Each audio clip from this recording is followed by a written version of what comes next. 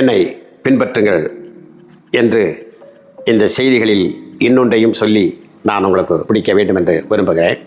ஒரு கிராமத்தில் 2 நண்பர்கள் இருந்தார்கள். வெளிநாடுகளில் ஒரு கிராமத்தில் 2 நண்பர்கள் இருந்தார்கள். அந்த கிராமத்தினுடைய பேர் எனக்கு தெரியவில்லை, அந்த நாட்டினுடைய ஊர் தெரியவில்லை. அவர்கள் இருவரும் மிக அருமையான நண்பர்கள். ஒரு 15 வயது மதிக்கத்தகுந்த அளவிலே ஒன்றாக பிறந்தார்கள், ஒன்றாக வளர்ந்தார்கள். 18 வயது வரைக்கும் வந்து விட்டது, காலேஜ் வரைக்கும் படித்து விட்டார்கள். மிக அருமையானவர்கள். இப்படிப்பட்ட நபர்கள், ஒருவன் ஏழை, ஒருவன் பணக்காரன். ஒருவன் ஏழை, பணக்காரன். ஆனாலும் கூட இந்த 2 சகோதரர்களையும் பெற்றெடுத்த தாய் தகப்பங்கள் பணக்காரன் வந்தாலும் என் பிள்ளை என்று அரவணைத்துக் கொள்வார்கள். இந்த ஏழையானவன் பணக்காரன் வீட்டுக்கு போனால் என் பிள்ளை என்று அரவணைத்துக் கொள்வார்கள். ஊர் உலகமெல்லாம் போற்றுகின்ற, புகழ்கின்ற, அவ்வளவு தெல்லம் தெளிவான அளவிலே கலங்கமில்லாத நண்பர்களாக காட்சியளித்துக் கொண்டிருந்தார்கள். ஒரு நாள் அவர்கள் விளையாடி கொண்டிருக்கின்ற பொழுதோ அல்லது பேசி கொண்டிருக்கின்ற பொழுதோ ஒரு விதாண்டவாதமான கருத்து வந்துவிட்டது. அப்படி ஒரு கருத்து வந்தவுடனே ஒரு நிகழ்வு நடந்துவிட்டது. எப்படி என்றால், தன் கையிலே அவர்களெல்லாம் சும்மா அப்படியே காக்கா இதெல்லாம் வேட்டையாடுவது போல துப்பாக்கி வைத்திருப்பார்கள். அவர்கள் அந்த துப்பாக்கி எடுத்து கோபத்திலே அந்த ஏழை நண்பனை இந்த பணக்காரன் சுட்டு விட்டான், அவனும் செத்து போய்விட்டான். நீங்கள் கேட்கலாம், அப்படி நடந்திருக்குமா என்று. சரித்திரத்திலே 2500 ஆண்டுகளுக்கு முன்பதாக மகா அலெக்சாண்டர் என்பவர் இருந்தார். அவர் இந்த பாபிலோன் இதெல்லாம் படித்து வந்த பின்பு, உலகத்தையெல்லாம் பிடித்த பின்பு அவர் கடலை பார்த்து அழுதானாம் அந்த மனிதன். ஓ கடலே, நீ எல்லாம் நாடுகளாக இருந்தால் உன்னையும் பிடித்து விடுவேனே என்று. அவன் மாசிடோனியாவிலிருந்து புறப்பட்டு கிட்டத்தட்ட 10 ஆண்டுக்கு மேலாக மாசிடோனியாவுக்கு திரும்ப அமல் தொடர்ச்சியாக யுத்தம் செய்து கொண்டிருக்கிறார். 10 ஆண்டுகள் தொடர்ந்து யுத்தம். இப்படிப்பட்ட டயத்தில் நாம் தான் எல்லா நாட்டையும் பிடித்து விட்டோமே, இன்னும் சில உதிரிப்பாகங்கள் தானே இருந்து விட்டு போட்டோம், நம்முடைய வீரர்கள் சோர்வு அடைந்திருக்கிறார்கள், நாம் மாசிடோனியாவுக்கு செல்லலாம் என்று இவனுடைய மெய்த்தளபதி, முதன்மையான தளபதி, அதற்கு கீழ் 4 தளபதிகள் இருந்தார்கள். அந்த 4 தளபதிகளிலே ஒருவன் செலுக்காஸ் நிக்கோடான் ஒருத்தர் இருந்தார். இந்த சிரியா போன்ற பகுதியெல்லாம் ஆண்டு கொண்டிருந்தவர். நாம் அதை படிக்கிறோம். அவர் தான் இந்தியா வரைக்கும் வந்தவர். மறுபடியும் இந்த சந்திரகுப்த மௌரியரோடெல்லாம் உடன்படிக்கை செய்து கொண்டவர். சரி, அது இருக்கட்டும்.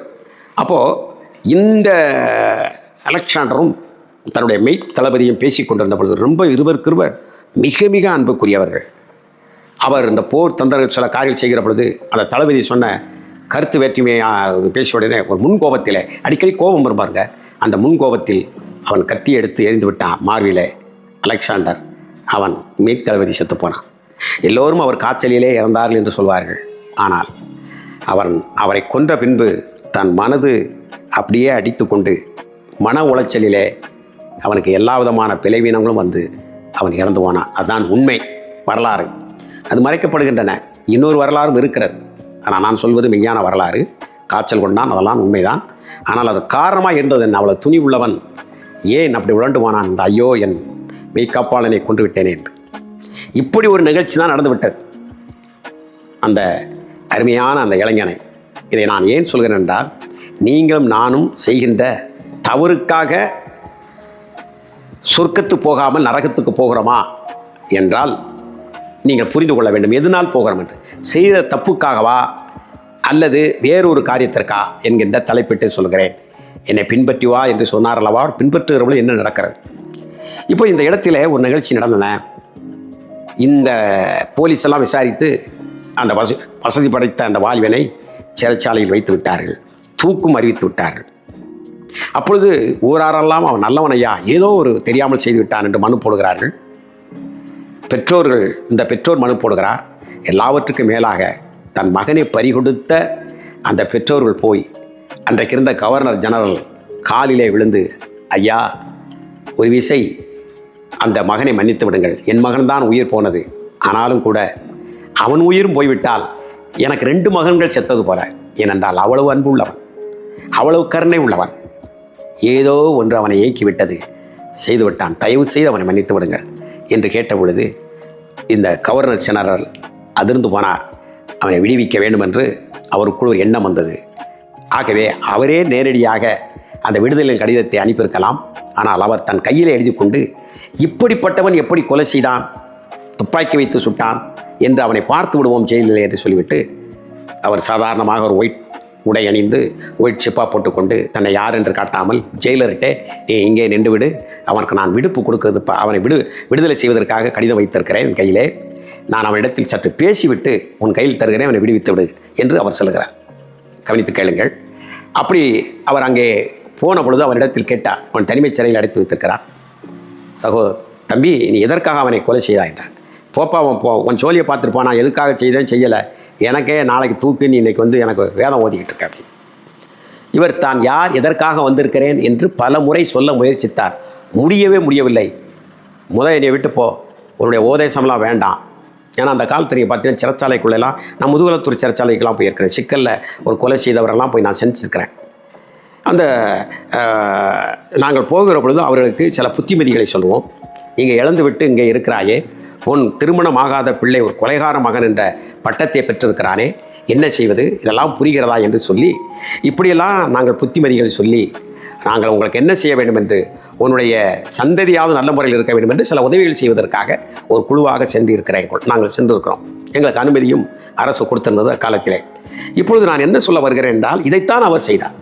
இப்படித்தான் கொள்ளையத்த பேர் சொல்லிட்டு போவாங்க, இவங்களால் நமக்கு மறுமையாவது சிறுமையாவது, நான் தான் நாளைக்கு சாக போகிறேன், என்ன செய்யணும்னு சொல்லிட்டு இவர் தான் வந்த காரியத்தை சொல்ல எவ்வளவு முயற்சித்தார்.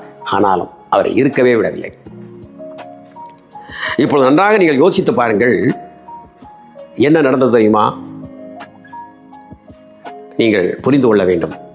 இவர் அப்படியே வேதனைப்பட்டு அங்கலாய்த்து அந்த அந்த விடுதலையினுடைய பத்திரத்தை கிழித்து கீழே எறிந்துவிட்டு அப்படியே மன சோர்வோடு கோபத்தோடு போய்விட்டார். அப்பொழுது செயலர் ஓடி வந்தான். தம்பி, நீ என்ன சொன்ன அவர்கிட்ட அப்படின்னா, என்ன சொன்ன, நாளைக்கு தூக்கில் போகிறாங்க, அவர் ரொம்ப வேதம் ஓதிக்கிட்டு இருக்கிறாரு. வேதம் ஓதிக்கிட்டு இருந்தார். உனக்கு விடுப்பு பத்திரம் எழுதிட்டு வந்த, விடுதலையினுடைய பத்திரம் எழுதிட்டு வந்த கவர்னர் சொன்னார்டா, அவர் என்ன சொன்ன, நீ என்ன? ஐயோ என்று தன் தலையிலே அடித்து கொண்டு அழுதான். மறுநாள் அவன் தூக்கிலே தொங்குவதற்கு போகிறான். அப்படி போகிற பொழுது என்ன நடந்தது தெரியுமா? உனக்கு என்ன விருப்பம் கேளு என்று சொல்லுவார்கள். கடைசி உன் ஆசை என்ன? அப்புறம் சொன்னான், நான் ஒன்று சொல்ல வேண்டும் என்று சொன்னான். சொல் என்றார்கள். தூக்கு மேடைக்கு முன்பதாக அவன் சொன்னான், என் கிராமத்தில் என் உயிரினும் மேலான என் உடன்பிறப்பாக இருந்த ஒரு உடன்பிறவாத ஒரு சகோதரனாக இருந்த என் அன்பு நண்பனை ஏதோ ஒரு சின்ன நெருடலிலே சுட்டுவிட்டேன், அறியாமை செய்த சுட்டுவிட்டேன். அதற்காக இப்பொழுது நான் தூக்குக்கு வந்திருக்கிறேன் என்று நீங்கள் கருதலாம். இல்லை, அந்த இளைஞனை நான் சுட்டு கொண்டதற்காக இல்லை, என் நண்பனை சுட்டு கொன்னதற்காக நான் தூக்குக்கு வரவில்லை. பின்னே நான் எதற்காக வந்திருக்கிறேன் என்றால், இந்த தூக்கை இருந்து விடுதலை கொண்டு வந்த, விடுதலை பத்திரத்தை கொண்டு வந்த அந்த அருமையான கவர்னர் ஜெனரலை நான் அசால்ட்டாக அவரை ஒரு மோசடிக்காரனைப் போல, ஏதோ வேதம் ஓதுகிறதைப் போல நான் அவரை வெறுத்து அவருடைய உபதேசத்தை கேட்க மனதில்லாமல் நான் விரட்டி அடித்தேன். ஆகவே இப்பொழுது அந்த விடுப்பு கொண்டிருந்தவரை நான் விளங்கி கொள்ளாமல் நான் அஜாக்கிரதையாக நான் அவரை தூசித்தபடினாலே இந்த தூக்குக்கு வந்திருக்கிறேன் என்று சொன்னான். அன்புக்குரியவர்களே, நாரையூரிலே 2.5 வருஷ காலங்கள், கிட்டத்தட்ட 3 வருஷ காலங்கள் இலவசமாக தையல் பயிற்சி பண்ணி வைத்திருந்த காலத்தில் எங்களை அந்த பகுதியில் இருக்கக்கூடிய சகோதரர்கள் எல்லாம் எவ்வளவோ வித்தியாசமாக மைக்கு போட்டு கூட சில நேரத்திலே நிந்தித்திருக்கிறார்கள். நன்மை செய்வதற்காகவே வந்திருந்து நாங்கள் செய்து கொண்டிருந்த எங்கள் மீது எங்களை புரிந்து கொள்ள முடியாத அளவிலே அல்லது புரிந்து கொள்ள விருப்பமில்லாம் வீணாக அவர் நினைத்தார்கள். ஆனாலும் கூட காலங்கள் வருகின்ற பொழுது இந்த காலங்களிலே நம்ம சார் என்று சொல்லக்கூடிய அளவிலே வந்தது. இது ஒரு சாதாரண மனிதன் அந்த ஒரு அதிகாரம் பெற்ற மனிதரை அலட்சியப்படுத்தினபடினாலே அவனுக்கு விடுதலை இல்லாமல் போய்விட்டது. இந்த அருள்நாதர் இயேசு கிறிஸ்து உங்களை முன்னே விடுவிப்பதற்காக உங்களுடைய பாவங்களை ஏற்றுக்கொண்டவராக கல்வாரி சிலுவையில் மதித்து இந்த விடுப்பு கடிதத்தை கொண்டு வந்திருக்கிறார். இதை வாசியுங்கள், யோசியுங்கள், என்னை பின்பற்றுங்கள் என்று ஏன் சொன்னார் என்ற செய்தியை உள்ளத்தின் ஆழத்தில் அடியில் வைத்து சுவாசித்து மற்றவர்களையும் சுவாசிக்க வையுங்கள். நிச்சயமாகவே உங்களுக்கு ஒரு வாழ்வு உண்டு. கர்த்தர் உங்களை ஆசீர்வதிப்பாராக. ஆமென், ஆமென்.